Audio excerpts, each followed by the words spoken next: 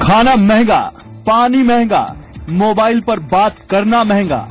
आम बजट में महंगे होने वाले सामानों की फेहरिस्त काफी लंबी है। वित्त मंत्री अरुण जेटली ने सर्विस टैक्स 12.36% से बढ़ाकर 14% कर दिया है। इसके अलावा स्वच्छ भारत के नाम पर 2% का सरचार्ज अलग लगा दिया गया। इससे हर वो चीज महंगी हो जाएगी जिस पर सर्विस टैक्स लगता है।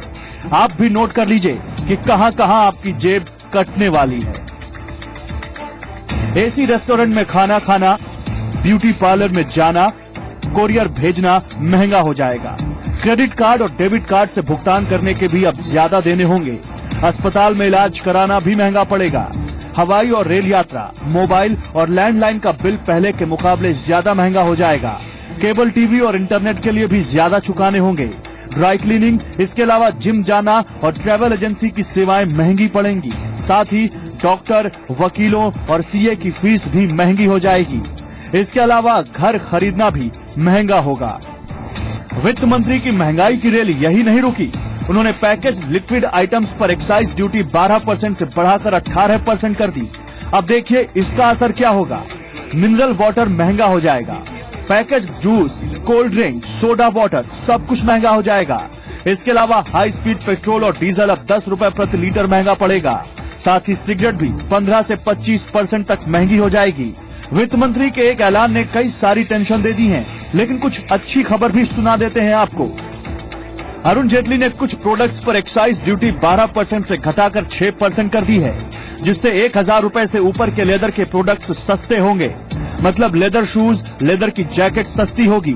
एलईडी टीवी, एलईडी बल्ब और उससे जुड़े सामान भी सस्ते हो जाएंगे। एम्बुलेंस पर एक्साइज ड्यूटी घटाकर 24 से 12.5% कर दी गई है, जिससे एम्बुलेंस सस्ती हो जाएगी। हाइब्रिड व्हीकल्स पर एक्साइज ड्यूटी कम कर उसके सस्ते होने का रास्ता साफ कर दिया। बजट के बाद हमने लखनऊ का मिजाज जानने की कोशिश की। आइए जानते हैं कि नवाबों के शहर का बजट क्या कह रहा है। ठीक साल भर पहले यहीं से हमने शुरुआत की थी, चाय पर चर्चा की। पिछली बार तब मोदी की सरकार देश में नहीं थी, तब यूपीए की सरकार थी और मोदी चुनाव अभियान पर थे। चाय पर चर्चा कर रहे थे और अब साल भर बाद आम बजट लेकर जनता के बीच आए हैं। आज बजट मोदी सरकार ने प्रस्तुत किया और उसके साथ तमाम सारे लोग हमारे साथ लखनऊ के मौजूद हैं। इनके साथ हम चाय पर चर्चा करेंगे। पिछली बार चाय की चर्चा खूब हुई थी और तब खूब बातें भी हुई थी, खूब वादे भी हुए थे। वादे जमीन पर दिखे क्या? बिल्कुल, सबका विकास सबका साथ, जो मोदी जी का नारा था, जिस तरह से मोदी जी ने कार्य किया। आज आम बजट था, जिस तरह से बजट आया, ये जनता का बजट है, किसानों का बजट है, गरीबों का बजट है। आज जिस तरह से बजट प्रस्तुत किया गया, अरुण जेटली ने जो किया, वित्त मंत्री जी ने बहुत सराहनीय बजट किया है और पहली बात गांव में भी दिया है और 1 लाख किलोमीटर तक का रोडों का विकास का जाल बिछाने का भी कार्य किया है। और आज जो 60 साल के बाद है, अटल बिहारी वाजपेयी की योजना, उनको पेंशन की योजना, 1000 की पेंशन योजना मिलेगी जो 60 साल के ऊपर होंगे। ये बहुत अच्छा योजना है। आप बताइए प्रमोद जी, जो सारा कुछ बजट में है, प्रावधान है, आपको लगता है आप एनआरआई भी हैं, समाज सेवी भी हैं, इस दृष्टि से कितना लोगों को मदद पहुंच पाएगी इस बजट से? नहीं, मुझे नहीं लगता कि सभी को मदद मिल पाएगी, क्योंकि ये सिर्फ विरोध करने के लिए बात मैं नहीं कर रहा हूँ। बड़ा महसूस कर रहा हूँ कि जो मध्यम वर्ग है, जो अति पिछड़ा मध्यम वर्ग है, उसको कहीं से कोई राहत नहीं मिला है। बल्कि जो सर्विस टैक्स बढ़ाया गया है, 14% किया गया है, उससे डायरेक्ट किसानों, मजदूरों, गरीब लोगों को जो डेली के रोजी रोटी पे डिपेंड है, उनको डायरेक्ट बहुत नुकसान होने वाला है। और मैं बताऊं आपको अवनीश जी कि इस बजट में ऐसी कोई बात नहीं है जिससे कि लोग बहुत ज्यादा राहत महसूस करें। और एनआरआई की जहां तक बात है, मैं चाहता हूं कि गवर्नमेंट खुलासा क्यों नहीं करती, हमारे प्रधानमंत्री जी खुलासा क्यों नहीं करते, ये एनआरआई के लिए ऐसी क्या सुविधा दे रहे हैं इस बजट में जिससे कि लोग यहाँ इन्वेस्ट करें, जिससे कि लोग उम्मीद लगाए बैठे थे कि अब अच्छे दिन आएंगे। आप युवा हैं, तमाम सारे युवाओं के बीच रहते हैं, छात्र राजनीति से भी जुड़े हैं, किस तरीके से देखते हैं इस बजट को, एक युवा के नाते, एक जो नया आदमी जो कैरियर शुरू कर रहा है, पढ़ाई शुरू कर रहा है? पहली बात तो मैं, भाई साहब ने जो एक बात कही कि किसान और मजदूरों के सर्विस टैक्स की बात, मुझे लगता नहीं है कि किसान और मजदूर कोई सर्विस टैक्स देता है। दूसरी बात, आपने जो प्रश्न किया युवाओं से संबंधित, जो बजट आया है मैं उससे पूरी तरह से सहमत हूं और देश के उत्थान के लिए कठोर निर्णय लेने पड़ेंगे, क्योंकि जिस प्रकार से देश हमारा पिछड़ा हुआ एक विकासशील देश बना हुआ है, उसको विकसित देश बनाने के लिए अच्छे निर्णय लिए गए हैं, कुछ कठोर कदम बढ़ाए गए हैं और मुझे लगता है कि शीघ्र ही अच्छे परिणाम इसके आएंगे। आप बताइए, एक बात जो कही जा रही है बजट में कि जो मध्यम वर्ग है उसकी उपेक्षा हुई है, उसको सर्विस टैक्स का बोझ बढ़ा दिया गया है, एक आधा टैक्स स्लैब में जो उसको छूट मिलनी थी वो भी नहीं मिल रही है। आप पार्षद हैं, शहर का विकास और तमाम सारी चीजें आपके जिम्मे आती हैं। आपको लगता है कि इस बजट के बाद एक दबाव राज्य सरकारों पर भी पड़ेगा, इंफ्रास्ट्रक्चर की डेवलपमेंट का उस पर फोकस रहेगा? हाँ, दबाव तो जरूर पड़ेगा, लेकिन ये हमारे नरेंद्र मोदी जी की सरकार, माननीय प्रधानमंत्री जी की सरकार ने जो बजट पेश किया है, इससे मनुष्य अपने आप में स्वावलंबी बन सकता है और दूरगामी परिणाम बहुत अच्छे आने वाले हैं।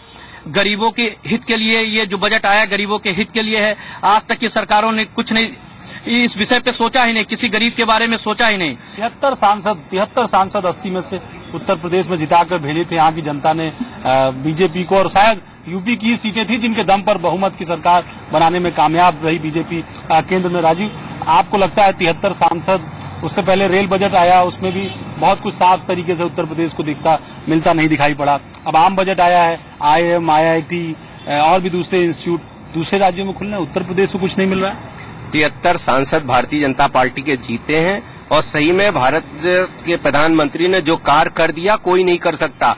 जितना राजस्व उत्तर प्रदेश सबसे बड़ा राजस्व है और सबसे बड़ा राजस्व इसमें मिलने वाला, उत्तर प्रदेश सबसे बड़ा राज्य है और जितना राजस्व उत्तर प्रदेश को मिलने वाला और किसी प्रदेश को नहीं मिलने वाला है। कुछ दिन पहले धनंजय बजट आया उत्तर प्रदेश की सरकार का भी, और उत्तर प्रदेश के मुख्यमंत्री ने बजट पेश किया। लोगों ने कहा कि लोक लुभावना बजट है, बहुत पब्लिक को सहूलियत देने वाला है।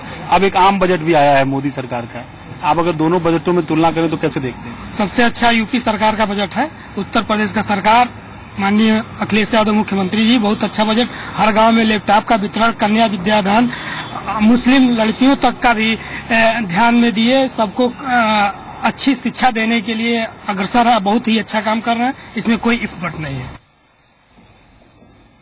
इस बजट में आम आदमी खाली हाथ रहा है। इनकम टैक्स स्लैब में कोई बदलाव नहीं हुआ।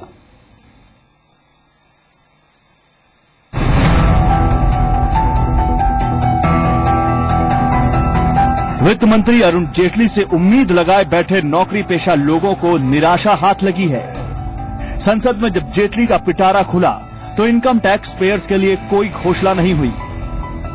सरकार ने इनकम टैक्स स्लैब में कोई बदलाव नहीं किया है। हालांकि ATD में मिलने वाली मेडिकल इंश्योरेंस छूट की सीमा 15,000 रूपये से बढ़ाकर 25,000 रूपये की गई है, जबकि ट्रांसपोर्ट अलाउंस 800 रूपये प्रति माह से बढ़ाकर 1,600 रूपये किया गया है। वहीं न्यू पेंशन स्कीम में 50,000 रूपये टैक्स छूट बढ़ाई गई है, यानी पहले 1 लाख रूपये तक की पेंशन स्कीम में छूट मिलती थी, अब वो बढ़कर 1.5 लाख रूपये हो गई है।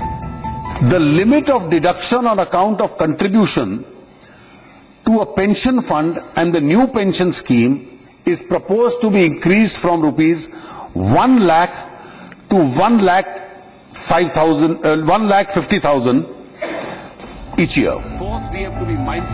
हालांकि सरकार ने नौकरी पेशा लोगों को एम्प्लॉय प्रोविडेंट फंड यानी EPF में अंशदान को ऑप्शनल किया है, यानी अब कर्मचारी EPF के बजाय NPS में भी निवेश कर सकेंगे। With respect to Employees Provident Fund, the employee needs to be provided with 2 options. Firstly, the employee may opt for EPF or for the new pension scheme. कुल मिलाकर इस बजट में मिडिल क्लास खाली हाथ ही रहा है। न तो निवेश की सीमा बढ़ाई गई और न ही कोई टैक्स छूट। ब्यूरो रिपोर्ट, जी मीडिया।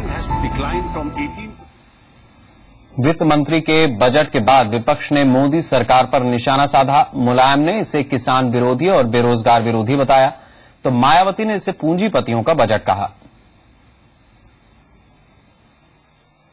ये बजट में किसान, नौजवान, बेरोजगार और अल्पसंख्यकों को विशेष सुविधा नहीं दी, जबकि देना चाहिए था।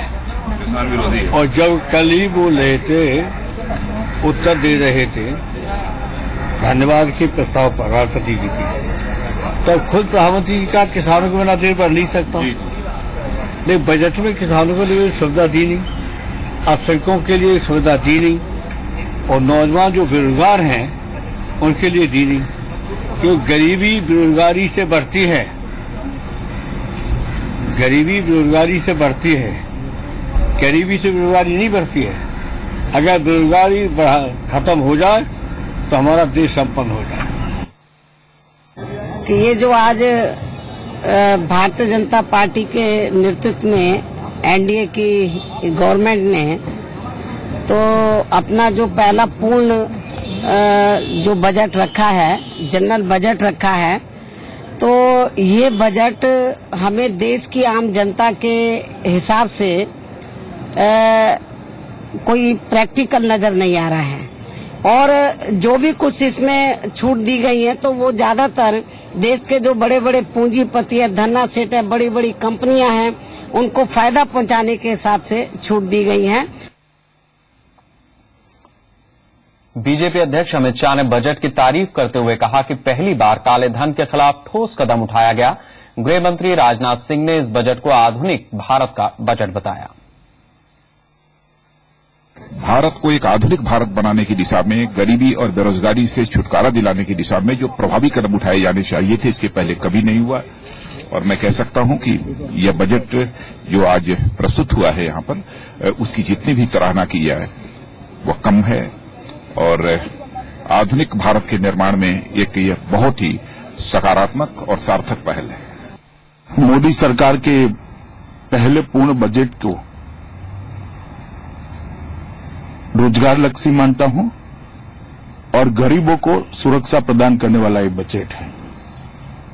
इसलिए मैं वित्त मंत्री श्रीमान अरुण जेटली और देश के प्रधानमंत्री श्री नरेंद्र मोदी जी को बधाई देता हूं, क्योंकि इस बजट के अंदर गरीब से गरीब जो आदमी है उसको जनधन योजना के माध्यम से अकस्मात बीमा सिर्फ 12 रुपये में 2 लाख का अकस्मात बीमा और लाइफ इंश्योरेंस भी 2 लाख का सिर्फ 300 रुपये के प्रीमियम में देने का साहस इस सरकार ने जुटाया है। और सबसे बड़ी बात, काले धन के लिए जो कठोर कानून की घोषणा वित्त मंत्री जी ने की है, देश में पहली बार देश का पैसा बाहर ले जाने वालों के लिए एक कठोर कानून की घोषणा हुई है। मैं इसका स्वागत करता हूं। फिलहाल वक्त है एक ब्रेक का।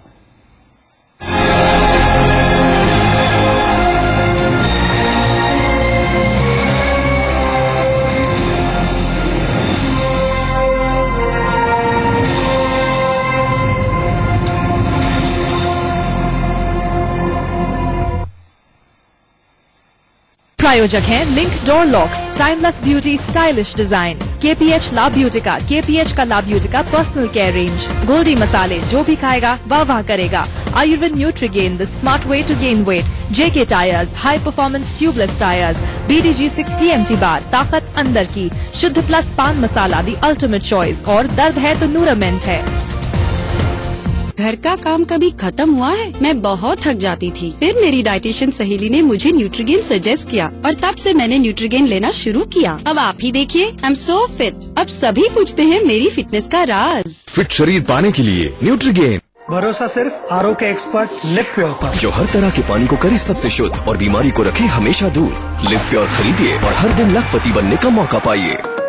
स्वस्थ पशु, शुद्ध दूध का आधार, अमरोहा वाला ग्वाला पशु आहार, ग्वाला सुपर, ग्वाला सुप्रीम, ग्वाला उत्तम, ग्वाला संतुलित और नर्मदा।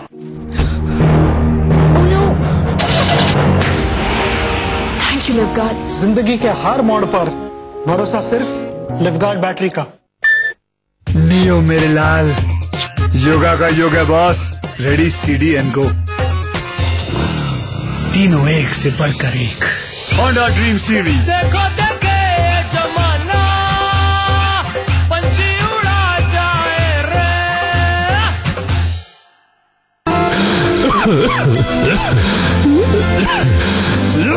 तुलसी युक्त मुल्तानी कोका, खांसी को कहे गुड बाय। दुनिया भर में गैस के स्रोत हैं, लेकिन इन स्रोतों और हमारी जरूरतों के बीच कई मीलों का अंतर है और यही जरूरत आती है इनके ट्रांसपोर्टेशन की। एलपीजी का ट्रांसपोर्टेशन मुश्किल काम है, क्योंकि यहाँ गड़बड़ी होने पर नुकसान सिर्फ माल का ही नहीं बल्कि जान का भी हो सकता है। ये हैजर्डस गुड्स है तो हम लोगों को काफी प्रिकॉशंस लेनी पड़ती हैं। इसमें वॉल्व वगैरह जो फिटेड होते हैं तो उस चीज़ की बाकायदा हर 6 महीने बाद या 8 महीने बाद उसकी अपना सर्विस करानी पड़ती है।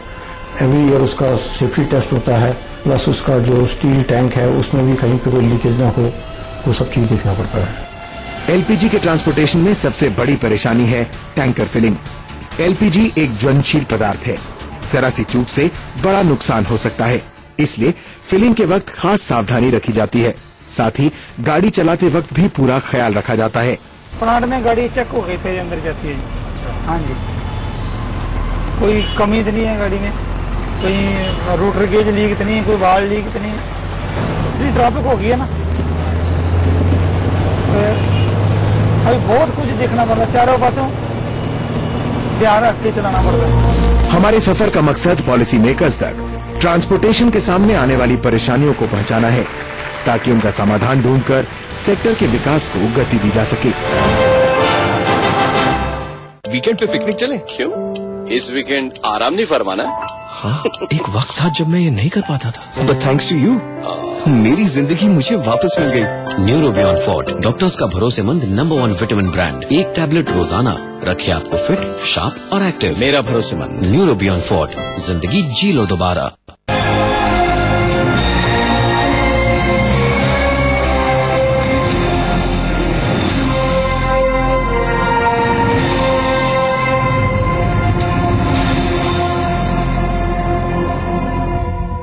वित्त मंत्री अरुण जेटली का बजट कॉरपोरेट जगत के लिए सौगात लेकर आया। बजट में जहां एक तरफ कॉरपोरेट टैक्स घटाया गया है, वहीं दूसरी तरफ गार को भी 2 साल के लिए टाल दिया गया।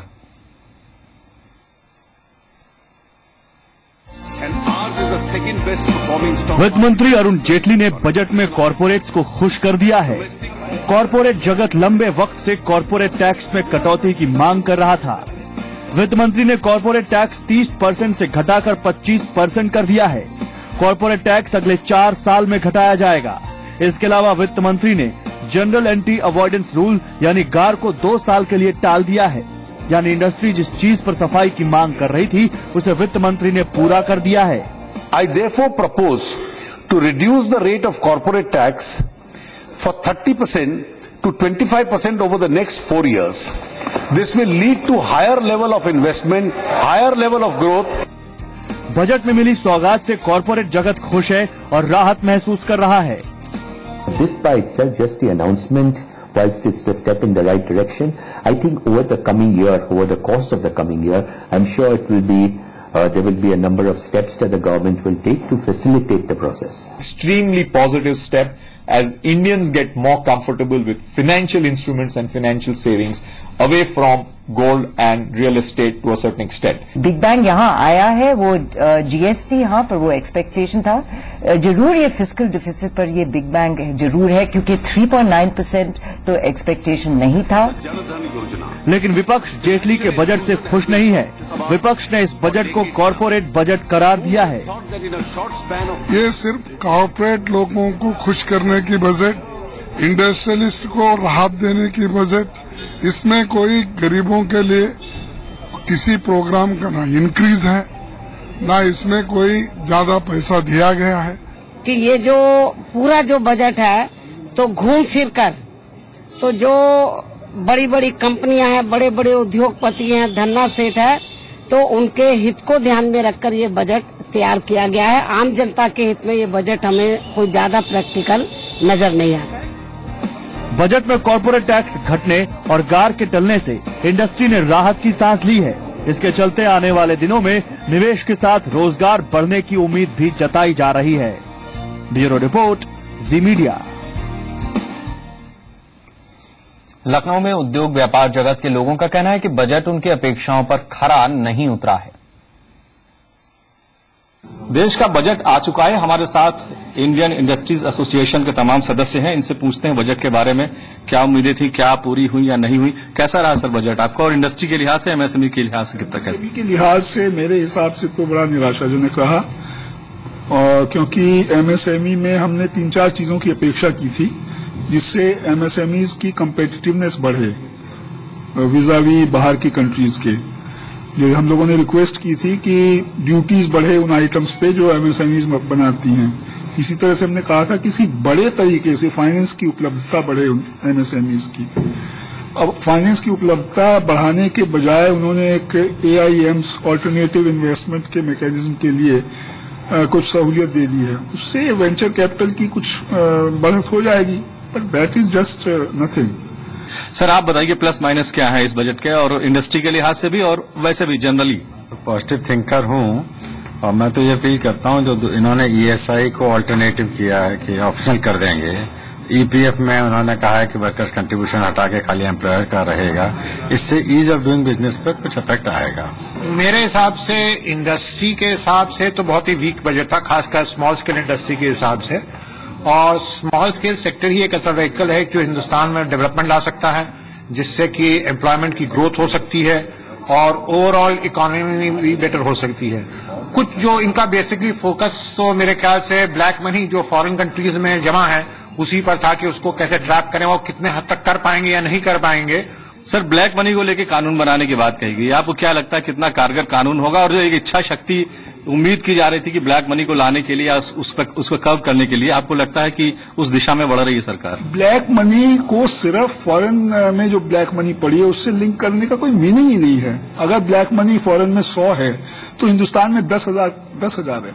उस पर ध्यान ही नहीं दे रहा है, उसकी एक शब्द नहीं कहा आपने। तो ये तो एक ऑब्सेशन हो गया। इलेक्शंस के टाइम में आपने कहा था कि बाहर से पैसा लाएंगे वापस। This is not controlling black money at all. तो ये इंडियन इंडस्ट्रीज एसोसिएशन के तमाम सदस्य जिनका एक सुर से ये मानना है कि कम से कम एमएसएमई सेक्टर के लिए ये बजट उतना अच्छा नहीं रहा जितनी की उम्मीद की जा रही थी। हालांकि ब्लैक मनी पर कानून को लेकर के जरूर मिलीजुली प्रतिक्रिया आई है, लेकिन छोटे उद्योगों के लिए, मध्यम दर्जे के उद्योगों के लिए जो उम्मीद की जा रही थी वो कम से कम इस बजट से पूरी नहीं हुई। फिलहाल इस बुलेटिन में इतना ही। रात 8:30 बजे देखिए बड़ी खबर तेज नजर।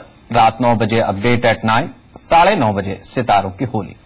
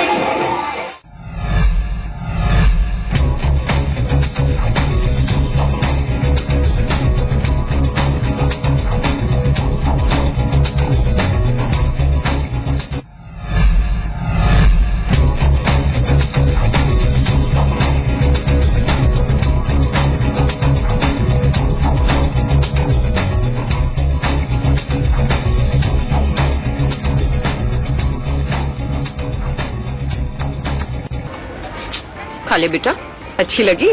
बेकार। हाँ? अंकल ये क्या है? आलू पराठा।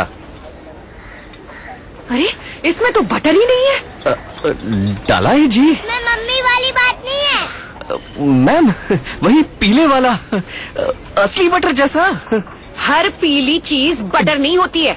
अटर पटर सब्स्टिट्यूट डाल दिया और बटर कहते हो? असली बटर में दूध मलाई होती है और अटर पटर में अटर पटर होता है अंकल। जिसमें दूध मलाई नहीं वो बटर नहीं। अमूल बटर, असली बटर। आप भी पूछिए अटर पटर है कि असली अमूल बटर है।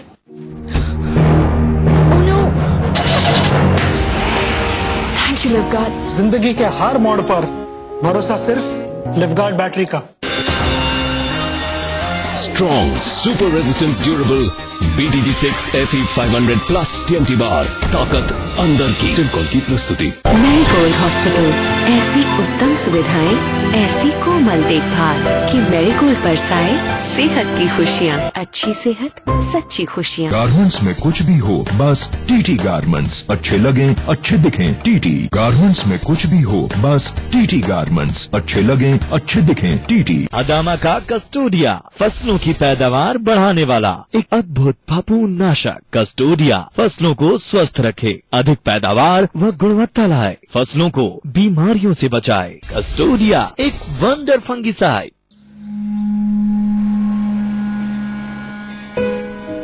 कौन कहता है कि तकदीर का फैसला ऊपर वाला करता है?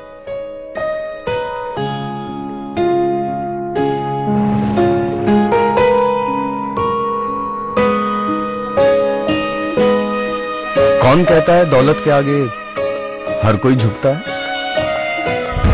और कौन कहता है कि इंतजार का फल मीठा होता है?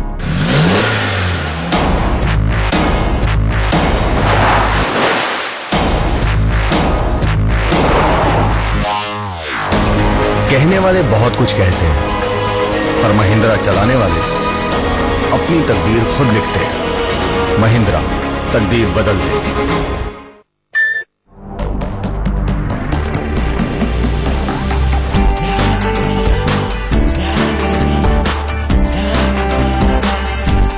Powerful 160cc engine, best in class mileage. The new CB Unicorn 160.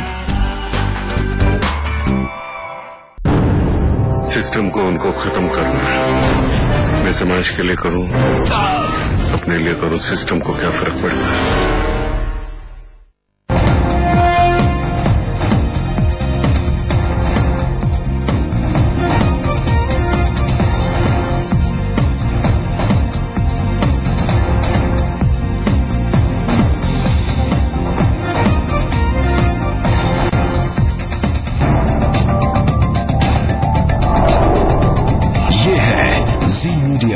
देश का सबसे बड़ा न्यूज नेटवर्क और आप देख रहे हैं जी संगम, खबरों के साथ हर नजरिए की बात।